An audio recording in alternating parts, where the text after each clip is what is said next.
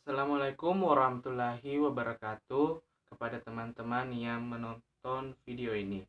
Perkenalkan, nama saya Syarif Hidayatullah, NIM 18931410125 dari kelas Manajemen B 2018, jurusan Manajemen Fakultas Ekonomi Universitas Negeri Makassar. Pada kali ini saya akan coba menjelaskan apa itu peramalan permintaan. Pertama, pengertian peramalan.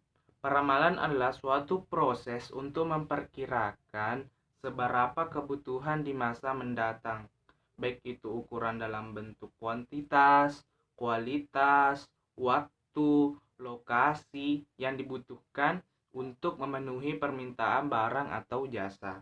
Peramalan tidak sepenuhnya dibutuhkan pada saat pasar stabil, karena permintaan juga ikut stabil. Akan tetapi, peramalan permintaan sangat dibutuhkan pada saat kondisi pasar yang kompleks dan dinamis. Dalam kondisi pasar bebas, permintaan pasar menjadi kompleks dan dinamis karena permintaan itu bergantung kepada keadaan sosial, politik, teknologi, produk pesaing, atau mungkin produk substitusi. Oleh karena itu, peramalan permintaan yang akurat menjadi informasi yang sangat penting untuk menentukan keputusan di masa mendatang. Selanjutnya yaitu peramalan dan horizon waktu.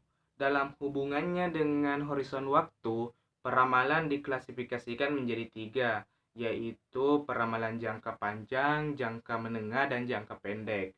Peramalan jangka panjang biasanya berdurasi 2-10 tahun dan biasa digunakan sebagai perencanaan produksi dan perencanaan sumber daya. Selanjutnya yaitu peramalan jangka menengah. Biasanya berdurasi 2-24 bulan dan digunakan seperti penentuan anggaran, aliran kas, dan lain sebagainya. Dan yang terakhir yaitu peramalan jangka pendek. Biasanya berdurasi 1-5 minggu. Ini maksudnya untuk memperkirakan yang pendek-pendek seperti ada tidaknya lembur, jadwal kerja, dan lain sebagainya. Selanjutnya yaitu tujuan peramalan. Yang pertama yaitu menentukan kebutuhan dan ukuran perluasan pabrik. Dan yang kedua, perencanaan jangka menengah untuk memproduksi produk yang ada dengan fasilitas yang ada. Kemudian yang ketiga yaitu perencanaan jangka pendek untuk memproduksi produk yang ada dengan fasilitas yang ada. Selanjutnya yaitu peramalan permintaan. Peramalan permintaan merupakan peramalan tingkat permintaan produk-produk yang diharapkan terrealisasi di masa yang akan datang dalam waktu tertentu. Keputusan dalam peramalan permintaan ini sangatlah berperan penting dalam operasional perusahaan, karena kan yang bagian operasional yang memproduksi produk-produk yang dibutuhkan oleh konsumen. Jadi apabila informasi yang didapatkan oleh bagian operasional yang memproduksi barang-barang yang dibutuhkan oleh konsumen tidak akurat, maka penjualan juga akan menurun seperti itu. Selanjutnya yaitu faktor-faktor yang mempengaruhi permintaan. Yang pertama yaitu siklus bisnis. Kenapa siklus bisnis? Karena kan penjualan itu ada karena permintaan. Sedangkan permintaan itu dipengaruhi oleh kondisi-kondisi ekonomi, baik itu inflasi, resesi, depresi, dan pemulihan. Kedua yaitu siklus produk. Kenapa siklus produk? Karena kan produk itu memiliki fase-fase. Maksudnya yang pertama itu kayak fase pengenalan, fase pertumbuhan, fase kematangan, dan akhirnya fase penurunan. Jadi diperlukan inovasi-inovasi agar produk tersebut tetap bisa ada di masyarakat, tetap bisa terjual di masyarakat. Selain kedua faktor tersebut, faktor-faktor yang lain yang dapat mempengaruhi permintaan, yaitu bagaimana respon pesaing, bagaimana kita meningkatkan perusahaan itu sendiri, meningkatkan kualitas pelayanan, kualitas periklanan, dan lain sebagainya. Kemudian kita akan bahas tentang karakteristik peramalan yang baik. Yang pertama, akurasi. Akurasi dari suatu peramalan dapat diukur dengan kebiasaan dan konsistensi peramalan tersebut.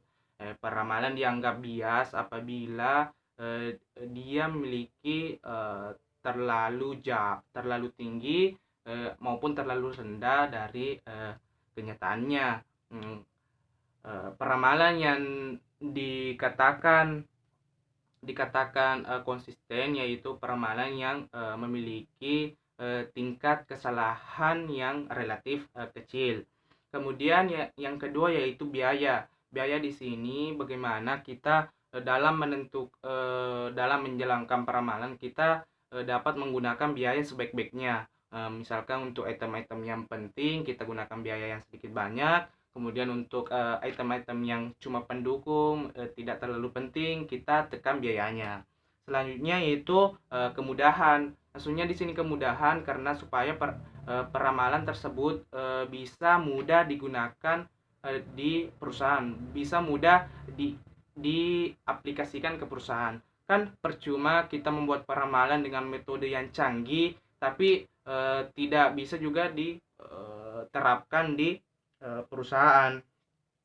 Selanjutnya kita membahas tentang sifat hasil peramalan. Yang pertama, peramalan pasti mengandung kesalahan karena memang peramalan itu hanya mengurangi kesalahan tapi tidak menghilangkan kesalahan.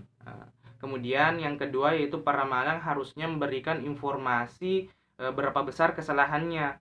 Maksudnya peramalan yang baik memiliki informasi seberapa besar kesalahan yang dapat ditimbulkan. Kemudian yang ketiga yaitu peramalan jangka pendek lebih baik daripada peramalan jangka panjang, karena kan kalau peramalan jangka pendek untuk perubahan untuk lingkungan luarnya itu masih konstan daripada kalau kita menggunakan peramalan jangka panjang, perubahan-perubahannya itu dinamis atau kompleks dan tidak terduga. Dan yang terakhir yaitu metode peramalan. Secara umum, peramalan itu diklasifikasikan menjadi dua, yaitu peramalan subjektif dan peramalan objektif. Peramalan subjektif menekankan kepada hasil-hasil diskusi, pendapat orang lain, dan intuisi. Walaupun itu tidak terdengar ilmiah, tapi sering menghasilkan peramalan-peramalan yang baik. Peramalan subjektif diwakili oleh metode Delphi dan metode penelitian pasar. Kemudian yang kedua yaitu peramalan objektif. Peramalan objektif adalah peramalan yang mengikuti metode-metode matematis dan sistematis dalam mengukur hubungan permintaan dengan satu atau lebih variabel yang mempengaruhinya. Peramalan objektif ini diwakili oleh metode intrinsik dan metode ekstrinsik. Oke, mungkin hanya itu penjelasan dari saya tentang peramalan permintaan. Mohon lebihnya mohon dimaafkan. Wabillahi taufiq wal hidayah. Wassalamualaikum warahmatullahi wabarakatuh.